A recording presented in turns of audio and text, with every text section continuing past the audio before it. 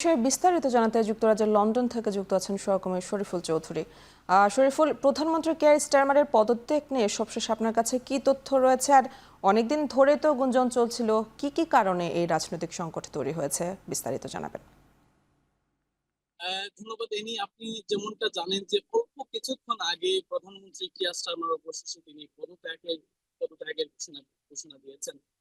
যদিও এর আগে তিনি আভাস দিয়েছিলেন যে আজ সোমবার স্থানীয় সময়ে তিনি যেকোনো সময় সকালের দিকে তিনি ঘোষণা দিতে পারেন। সুতরাং আমরা সবাই উদ্গ্রীব ছিলাম কখন তিনি সেই ঘোষণাটা দেন। আজ সকাল 9:40 অর্থাৎ লন্ডন সময় 9:40 তিনি 10 নম্বর ডাউনিং স্ট্রিটের সামনে তিনি এসে ঘোষণা দেন যে তিনি পদত্যাগ করছেন। সুতরাং দীর্ঘদিন থেকে সেই গুঞ্জনটা ছিল তিনি পদত্যাগ করার কথা ছিল তিনি, বা তিনি সেই ঘোষণাকে তিনি সেই বক্তব্যকে তিনি বারবার নাকচ করে দিয়েছিলেন যে তিনি পদত্যাগ করবেন না।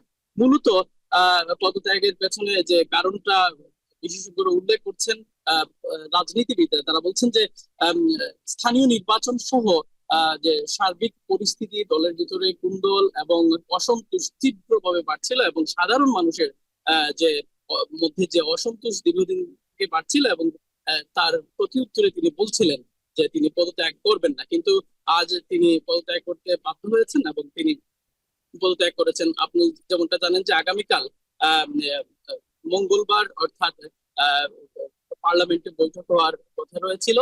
যদি তিনি পদত্যাগ না করতেন সেখানে তিনি পদত্যাগ করতে বাধ্য হতেন, অর্থাৎ দলের মধ্য থেকেও প্রায় শতাধিক এমপি তার বিরুদ্ধে অবস্থান নিয়েছিলেন। সার্বিক দিক বিবেচনায় তিনি পদত্যাগ করতে বাধ্য হয়েছিলেন। এর আগেও আমরা দেখেছি যেমনটা টরি প্রশাসন অর্থাৎ প্রধান বিরোধী দল কনজারভেটিভ পার্টিতে বেশ কয়েকজন প্রধানমন্ত্রী পদত্যাগ করেছেন। ঋষি সুনাকের পর লিজ ট্রাস এসেছিলেন, তিনিও পদত্যাগ করেছিলেন। এই রেওয়াজটা এখানে রয়েছে ব্রিটিশ রাজনীতিতে।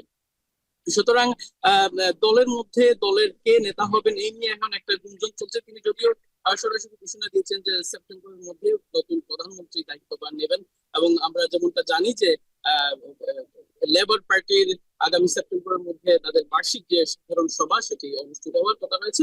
আর সুতরাং বলা চলে সেখানে তারা আনুষ্ঠানিকভাবে ঘোষণা দেবেন। এবং প্রধানমন্ত্রী হওয়ার দৌড়ে যারা রয়েছেন অ্যাঞ্জেলা রেয়নার এবং সাম্প্রতিক যিনি স্বাস্থ্যমন্ত্রী জন স্ট্রিট তিনি পদত্যাগ করছেন, তার আশার কথা রয়েছে। পাশাপাশি অ্যান্ড্রু বার্নহামের নাম বেশ আলোচিত হচ্ছে। যদিও তিনি তার নেগেটিভ পয়েন্টটা ছিল তিনি মেম্বার অফ পার্লামেন্ট নন, কিন্তু গত শুক্রবার যে নির্বাচন হয়েছিল মেকারথিল নির্বাচনে তিনি বেশ জনসমর্থন নিয়ে তিনি এমপি নির্বাচিত হয়েছেন। আজ তার পার্লামেন্টে এসে শপথ গ্রহণ করার কথা রয়েছে। সুতরাং তার জন্য উন্মুক্ত হয়ে গেল সবাই বলছেন, অর্থাৎ পলিটিক্যাল এনালিস্ট বলছেন যে তার পথ তার দরজা খুলে গেলে তিনি প্রধানমন্ত্রী হওয়ার দৌড়ে বেশ কয়েক ধাপ এগিয়ে রয়েছেন।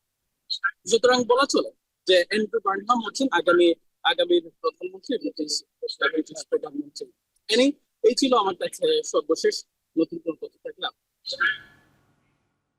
পদত্যাগ করেছেন যুক্তরাজ্যের প্রধানমন্ত্রী কিয়ার স্টারমার, আর সে বিষয়ে জানাচ্ছিলেন সহকর্মী শরীফুল চৌধুরী।